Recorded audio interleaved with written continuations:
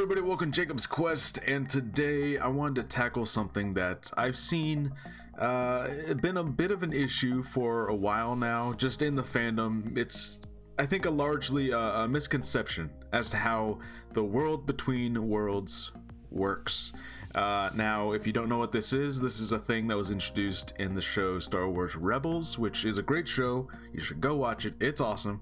And basically, it is this place in between realms that they find. You go through this portal in the wall, and it is essentially supposed to be this convergence point from all like space and time, and you can hear, you hear all these different voices of the past and voices of the future, and you literally see these portals, these windows through time in all these moments, and it seems like this endless landscape. It's all really cool, but it kind of came with this big misconception as to what it is, how it works.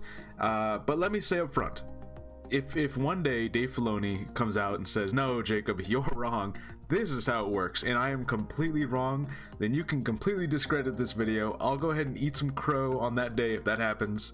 But I think there's ample evidence, plenty of evidence to prove that this is actually how it works and that I am right about this. So basically, here's what ended up happening. And in fact, I'll go ahead and state my theory. You can see it on the screen. I made this little PDF. I figured it'd be helpful, and I will post this PDF on my Twitter if you want to take like a look at it yourself. The Star Wars galaxy is a closed time loop.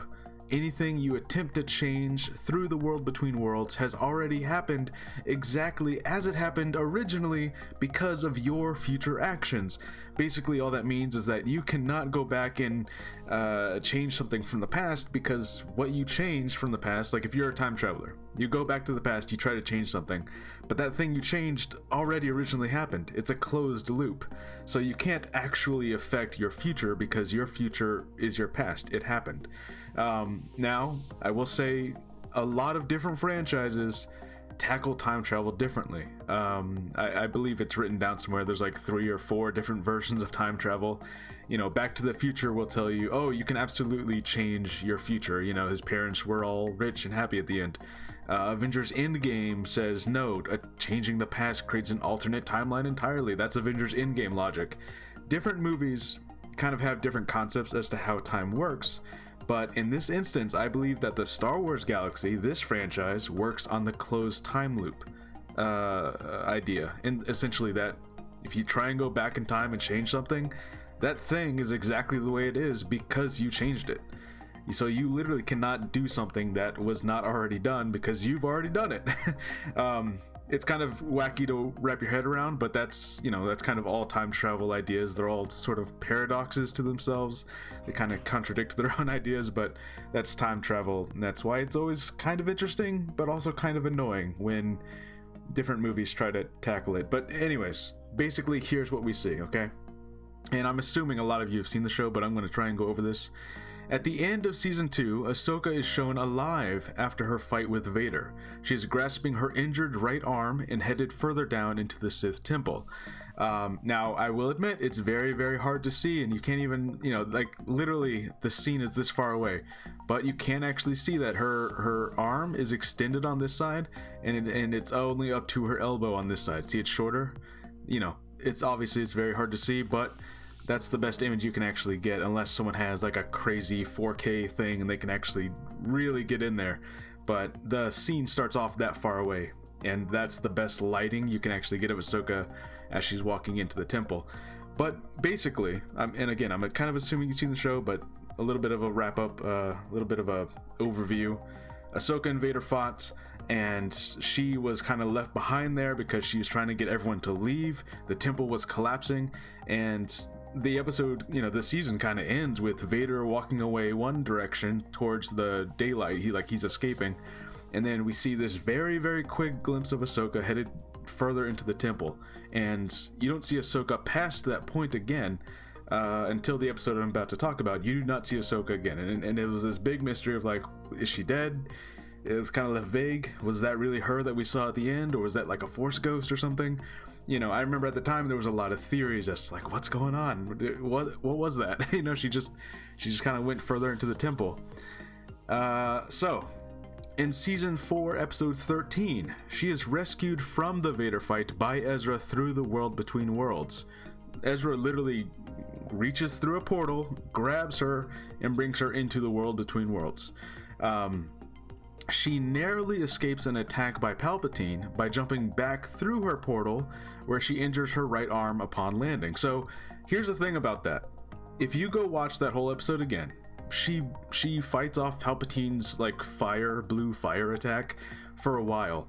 And she like injures her ribs at first. And at first I was like, oh, she injured her ribs, not her arm. But actually, if you go watch the scene, and I watched it over and over and over again, she injures her ribs at first, and she's like holding her ribs for a while. But when she jumps back through her portal, she must have landed on her arm, because this shot I captured right here is immediately when she stands back up and like, you know, she's back underground in the temple where she was at the end of season 2. And now she's holding her arm like we saw in season 2. And again, I know it's very difficult to see, but she's definitely holding her arm there. So she's holding her arm, and of course the next thing we see is she turns around and she's heading towards the exact same temple door we saw her heading down at the end of season 2. She's now back in season 2's past, where she belongs. So this was another kind of point of confusion. I think a lot of people thought that when she goes through the portal, she's just going back to that planet, but she's still like in the present day, you know, like, so a lot of people are like, oh, so why doesn't she just immediately fly over to where Ezra is? Maybe it just takes a long time to get there or something. But it's like, no, she's back in season 2's past. We don't know what happens once she goes down this temple here. We don't know what happens there. Now, I will say Dave Filoni has put out some art that he left very cryptic, and it shows her heading down towards this temple door, and she's following the owl. But it's all very vague and cryptic, and it's kind of symbolic, and Dave Filoni has yet to explain what happens once she goes down further into the temple.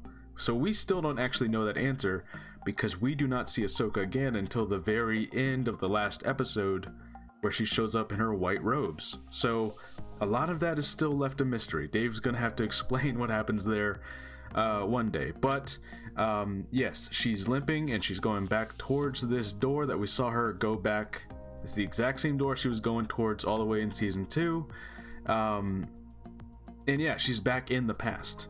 So what does this mean? This means that the galaxy operates on the closed time loop rules. Okay, this means that the world between worlds cannot be used to erase the sequel trilogy, and it cannot be used to bring certain characters back to life. I know there's like this whole movement that insists that the world between worlds can be used to bring Ben Solo back.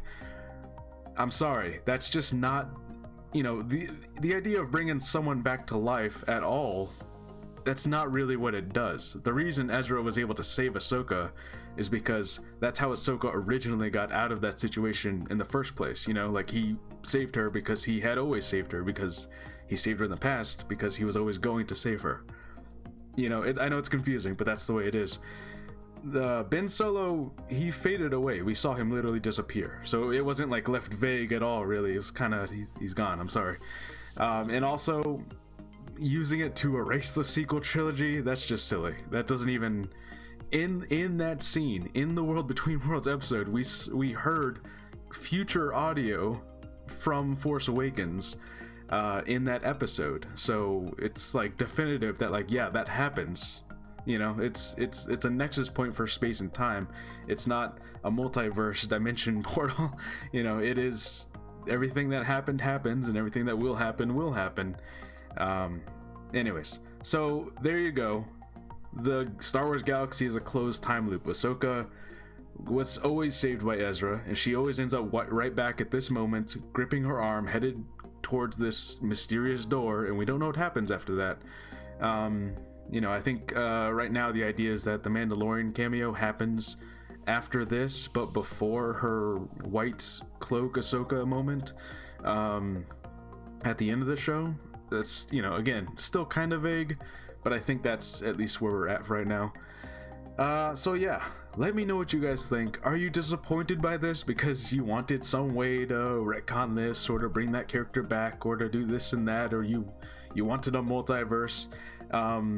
But I gotta say, I feel at least like I have plenty of evidence here to say that this is exactly how it works.